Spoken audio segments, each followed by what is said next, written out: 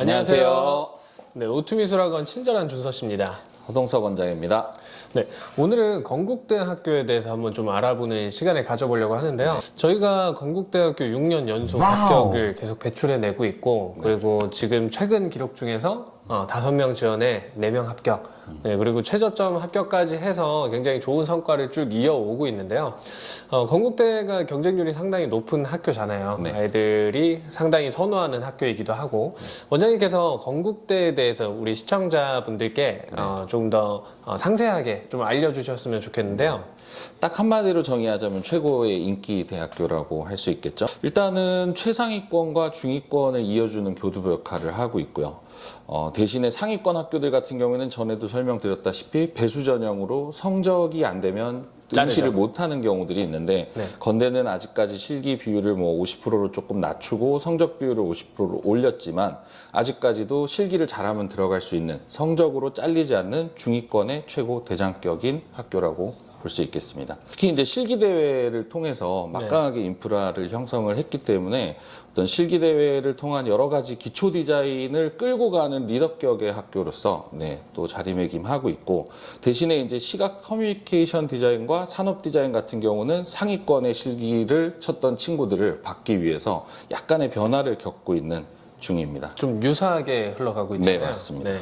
그러면 건국대의 어떤 전형에 대해서 설명을 좀 해주시면 좋을 것 같아요. 네, 일단은 가나 다군으로 분할해서 선발을 하고 있고요. 가군에는 이제 최근 인지도가 좀 높은 영상 디자인 학과가 가군에서 선발하고 있고, 그리고 나군 같은 경우는 커뮤니케이션 시각 디자인, 그리고 의상, 그리고 리빙 디자인, 이렇게가 나군에서 형성이 돼 있고요.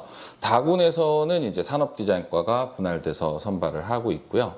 자, 이렇게 하다 보면 이제 영상 디자인과 그리고 리빙 디자인, 그리고 의상 디자인 같은 경우는 약간씩 이제 다른 학교들보다는 조금 어렵게 나오는 편이고요. 그리고 커뮤니케이션 디자인 같은 경우는 이제 평면적인 구성을 조금 선호하는 스타일이고 상당히 유니크한 방식으로 선발을 하고 있어요. 그리고 산업 디자인 같은 경우는 최상위권 학교를 지원하는 국민대, 이화여대, 서울대, 내지는 과기대나 성균관대, 이런 쪽에서 소묘 중심의 인프라를 많이 형성을 해놨기 때문에 건대 같은 경우에 산업 디자인과가 그 부분을 좀 노리고 상위권 실기를 쳤던 친구들이 우리 학교도 칠 수 있도록 조형에 대한 깊은 이해를 바탕으로 입시를 진행을 하고 있습니다. 건대반의 기초 디자인 중심은 준서쌤이 항상 맡고 계시잖아요. 이런 노하우는 저한테 또 오히려 얘기를 해주실 수 있지 않을까요? 일단 노하우라고 한다 그러면 눈에 보이는 수치의 경쟁률이 별로 의미가 없다라고 일단 판단을 두고, 이제 어떤 학생들이 뽑히는지, 아까 원장님이 얘기하신 것처럼 기초 디자인의 어떤 선봉자고, 그다음에 기초 디자인의 어떤 그런 부분의 흐름을 이어오고 있지만 분명히 무언가 다른 게 있잖아요. 그래서 보편적인 학원들의 행태가 좀 표현 위주에 좀 국한되어 있다라면 조금 더 조형에 대한 수업을 끌어주고, 그림 안에 이 조형이라는 것이 어떻게 들어갔을 때 그런 제시어나 물체에 대한 어떤 내용, 느낌 등을 어떻게 포함하는가, 이 부분에 대해서 학생들하고 좀 집중해서 수업하는 게 굉장히 중요하다고 생각이 들어요. 근데 좀 기억에 남는 합격생들이나 작품이 있는지? 일단은 가장 기억에 남는 친구는 지금 저희 학원에서도 강사 일을 하고 있는 권민지 학생인데, 최저점에 가까운. 최저점에 가까운 학생이었고, 이 학생 같은 경우에는 외모적으로 되게 애띠잖아요. 저희 지금 강사 일을 하면서도 학생들하고 섞여 있으면 찾아보기가 힘들 정도로 고양이상. 애띠인데, 이 민지가 어떤 외모적인 그런 거와 다르게 굉장히 야물딱지고 같은 또래에 비해서 좀 언니 같은 느낌이 항상 좀 있었어요. 그래서 수업을 주도하고 끌고 가는 거를 본인이 좀 즐기는 타입이었는데, 주제를 같이 진행을 한다라 그러면 좀 본인의 생각을 어떻게든 그림 안에 집어넣으려고 그런 시도적인 것들을 하면서 저희가 그림이라는 게 좀 좋아 보이게끔 만들려는 어떤 장치들이 있잖아요. 그런 것들을 훼손하지 않는 상태에서 그런 시도들을 적절하게 잘 해줬기 때문에 그런 합격한 사례의 친구가 좀 많이 기억에 남고요.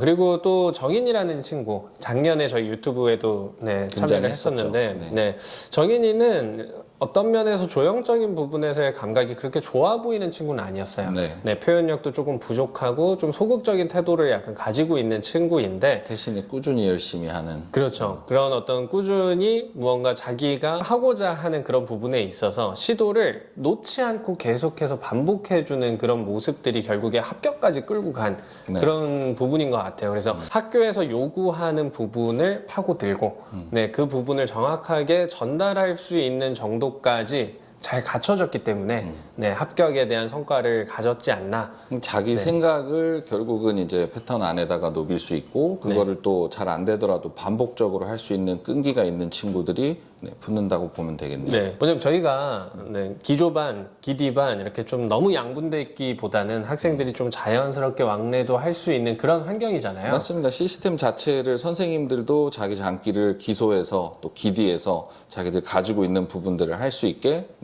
자유롭게 왔다 갔다 할 수 있는 구조를 만들어놨죠. 기디를 하다가 기소에 가는 경우도 있고 기소를 하다가 건대를 치기 위해서 기디를 하는 경우도 있잖아요. 그런 학생들의 연계성을 어떻게 만드시는지. 그게 최근에는 사실은 가장 화두였어요. 좀 고민거리기도 했었고. 근데 저희가 지금 합격시켰던 사례들을 보면 이제 뭐 세훈이 같은 경우에 작년에도 또 유튜브 출연했지만 일단은 성적이 만들어지지 않은 상태에서 상위권을 노리고 있었어요. 그러니까 제가 기대치만큼 갈 수 있는지는 확신은 없었지만 최대한의 어떤 노력을 하고 있기 때문에 조금의 기대는 있었죠. 9월 달까지 못하다가 수능 때 결국 국어 2등급을 찍었죠. 정반대적으로 이제 작년에 하정이 같은 경우는 저희가 예비반을 맡고 있지 않았어요. 겨울 특강 때 와서 2달 정도 남짓을 저희가 수업을 하는데 이화여대를 중심으로 계속 소묘적인 수업을 하고 있었는데 수능 성적을 확인했을 때 한 10% 정도가 떨어졌죠. 원래 치려고 했던 학교는 못 치게 되고 급급하게 기초 디자인으로 건대 위주로 바꿨는데 이제 여기서 문제가 발생하는 게 기디를 아예 이 친구 성적이 높을 거라고 예상하고 안 했었단 말이에요. 근데 이런 경우에는 저희가 작년에 이거는 학생들이 만들어낸 신조어인데 기조 디를 시켰어요. 기초 디자인을 소묘로 해도 될까? 근데 이걸 검증을 해야 되잖아요. 소묘력은 좋은 친구고 물감을 못 다뤄. 근데 일정 부분에서 분명히 물감이 갖는 조금의 더 그 임팩트가 있기 때문에 그런 부분은 겨울 특강 때 집중적으로 연습을 시키지만 부족한 뒷부분이나 시간적인 부분들은 소묘와 마카와 얼핏 들으면 뭐 입시를 하고 있는 친구들은 건대를 하는데 마카를 쓴다고 연필을 쓴다고 뭐 이렇지만 산업디자인과가 연필로 다 전향을 했다시피 다른 건대 교수님들도 다른 과 교수님들도 충분히 재료적인 포용력은 있어요. 근데 남들이 해보지를 못했을 뿐이야. 근데 하정이 같은 경우에 작년에는 걸어본 거죠. 기가 막히게 먹혔죠. 입시 경력이 기초 디자인은 2달밖에 안 했는데 건대 커뮤니케이션 디자인과를 합격을 했었어요. 최근에 제가 상담을 좀 하다 보면 입학 상담을 하다 보면 오투는 왜 건대반이 없냐.